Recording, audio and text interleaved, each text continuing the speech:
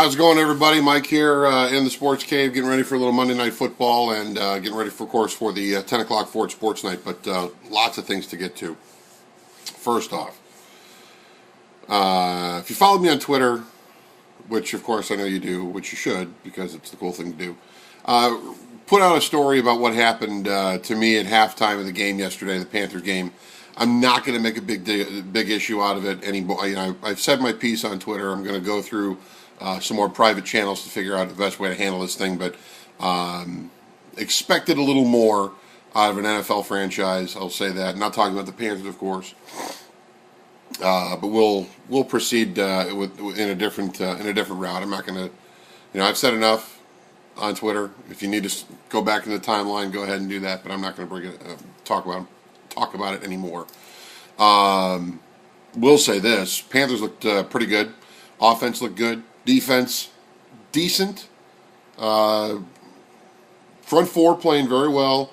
Linebackers can be a little bit better, and that's a group that's got a lot of expectations on them. Back end, it all kind of works. It all goes hand in hand. But overall, good effort from the defense. Offense, much more what I think Panther fans are looking for when you've got a team that can run the ball as effectively as they do, and they go 219 on the ground. That's big. If you get 150 on the ground, that's pretty good.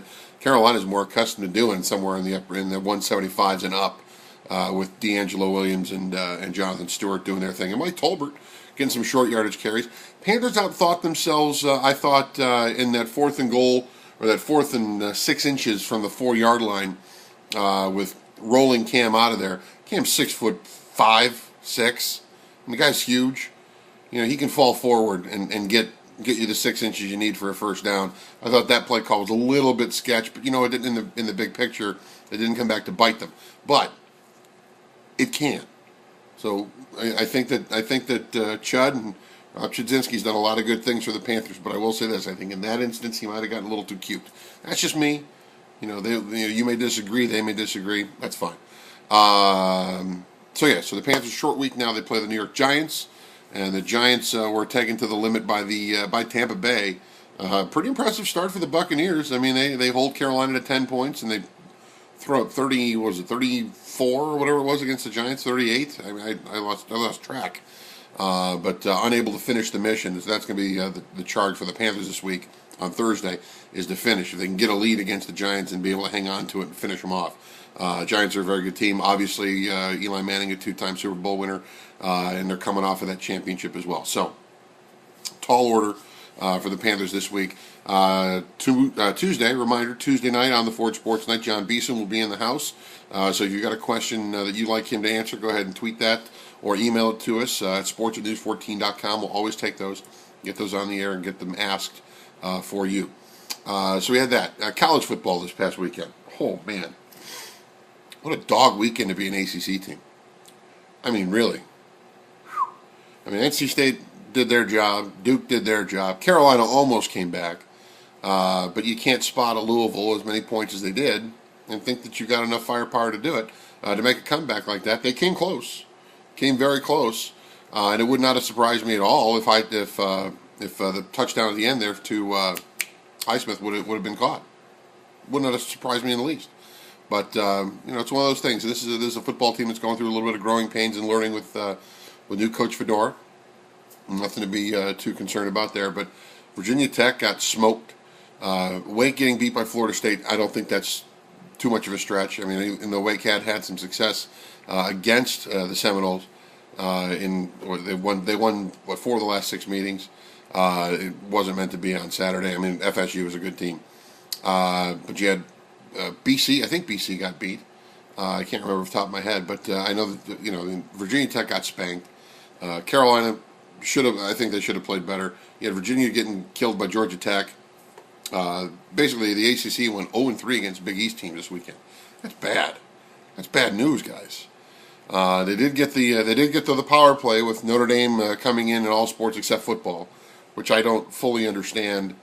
Look, I admit I'm not smart enough to understand a lot of these things that happen in the world of sports, but to me, if you're gonna bring in Notre Dame, to me, I think conditionally, bring them in conditionally, and in football maybe at a later date. I mean, Notre Dame is a big name. There's no question. Notre Dame is a huge, huge name in college football. That's what you need them for in the ACC, I think. I mean, basketball's decent. The Olympic sports, the non-revenue sports, they're good at. But it's Notre Dame football. I mean, there's a reason it's touchdown Jesus. Overlooking the overlooking the stadium. I don't know. I think it will be good for the ACC, but I think it could have been better. But that's just me. Also, all right. So that's ACC talk. We'll hit. Oh, Rodney Purvis. How about that, NC State fans? You got your guy. You got your forward. You got cleared by the NCAA. Not so sure why he wasn't eligible to start with, but once again, the NCAA and its incredible wisdom determining which players will play, which players won't play, just based on what they find as possible problems with transcripts. NCAA is, when I look at the NCAA, I wonder just how long it will be before we actually see schools start to break away. I really wonder, because they do so many things and they do a lot of good. It's also they do some good things, but when you have these situations come up, and I'm not saying that Carolina was not at fault for all the things that happened there at the football program. I'm not saying that at all. I'm not saying Penn State was innocent. Any school that's been punished recently, it's usually had a pretty good reason why.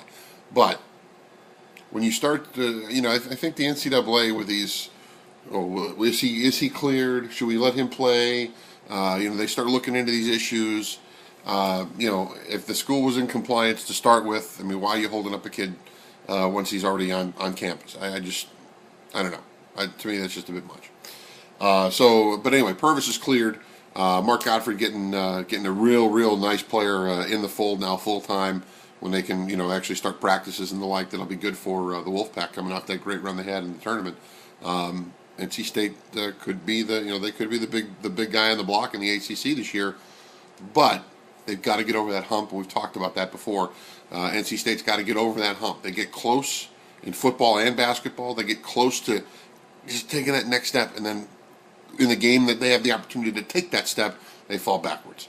And that's been the case ever since I moved to North Carolina in 1995.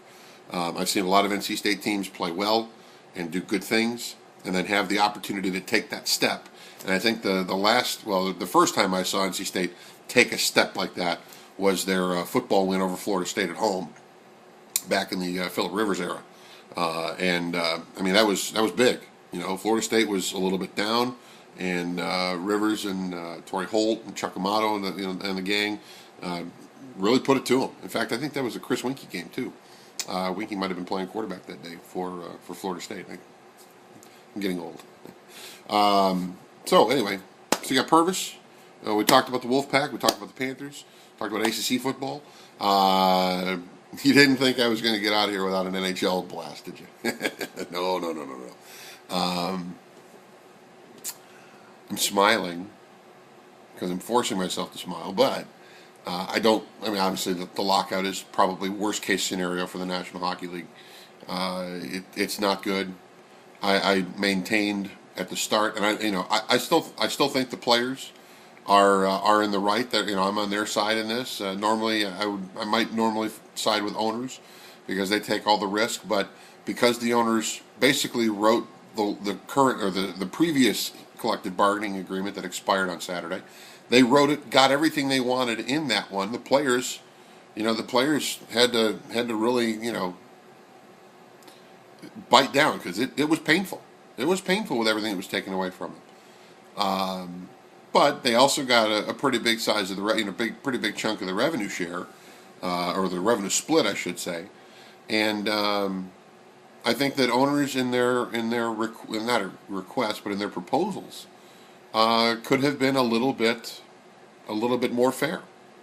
And I still think the players are in the right. They gave back an awful lot, and they would still have to give back to get a new CBA done now. But I don't think that it should all be on them. The game has gone through unprecedented growth, and the players are the ones that are putting the product on the ice. It's their ability that everybody's watching. Players assume the risk, owners assume the risk. It's a shared deal. There is no reason in the world that any sports league should function anywhere beyond, at the worst split, 51 owners, 49 players. I mean, that, to me, a perfect world, it's 50-50. You cut everything down the middle. Players are happy, owners are happy, the game is growing, and we go on down the road and nobody misses a beat. It's interesting that there have been 3 lockouts now in the National Hockey League in the last 18 years. They've lost more games in their work stoppages than all of the other major sports combined. Combined. And it's all happened on Gary Bettman's watch. That's the sad part, is that the guys in charge, or the guy in charge in this case, that should be thinking about what is best for the game, is only thinking about what's best for his owners. And that's unfortunate, because the game is what matters the most. Without a game, you don't have owners. Without a game, you don't have players. Without a game, you have no fans. The game's what matters the most. And unfortunately, hockey fans have had to bear this, bear the burden of this now 3 times inside of 2 decades. It's embarrassing. It's just embarrassing. So, hopefully they'll find an agreement. But hey, I live in Charlotte, home of the Checkers. I'll be able to watch AHL hockey with some NHL type flavor, based on the number of players that the Hurricanes have assigned to the Checkers for the coming season. And we'll just go on down the road, and I'll be able to see some pucks. And if you're up in Raleigh or Greensboro or anywhere near Charlotte, come on down and check out a hockey game, because the Checkers play in a nice building. They're a good organization, and they were pretty successful last year. So, hey, plenty of seats are available. I know the Checkers will appreciate that. All right, I'm going to get out of here because, as you can tell, it's 22 minutes after 8. I got an hour and a half to get to Ford Sports Night on your TV. So I'll see you then.